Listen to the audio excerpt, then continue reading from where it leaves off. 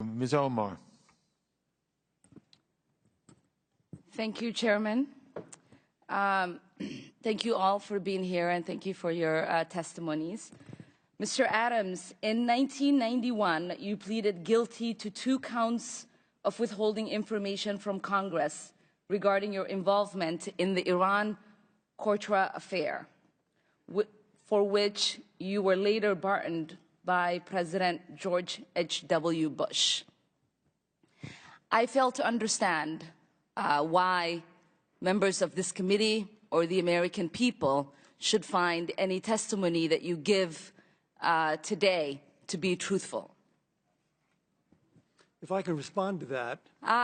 It wasn't a question. That was not a question. I reserve the right to my time. It is not right. That was not a This question. committee can attack On February a witness 8th, who is not permitted to reply. That was not a question. Thank you for your participation. On February 8th, 1982, you testified before the Senate Foreign Relations Committee about U.S. policy in El Salvador.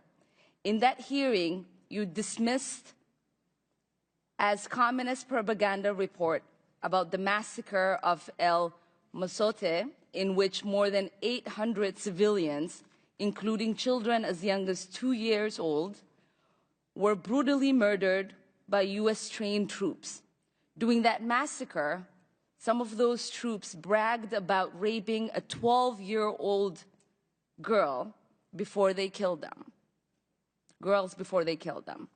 You later said that the U.S. policy in El Salvador was a fabulous achievement.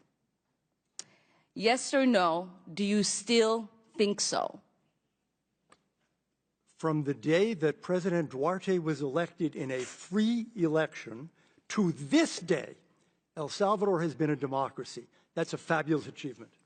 Yes or no, do you think that massacre was a fabulous achievement that happened under our watch? That is a ridiculous question, and I yes or no? No. I will take that as a yes. I am not going to respond to that kind of personal attack, which is not a question. Yes or no, would you support an armed faction within Venezuela that engages in war crimes, crimes against humanity or genocide, if you believe they were serving U.S. interest, as you did in Guatemala, El Salvador, and Nicaragua?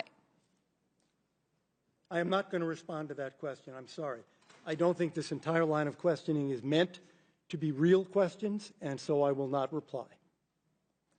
Whether under your watch, a genocide will take place, and you will look the other way because American interests were being upheld, is a fair question, because the American people want to know that anytime we engage a country, that we think about what our actions could be and how we believe our values are being furthered. That is my question. Will you make sure that human rights are not violated and that we uphold international and human rights?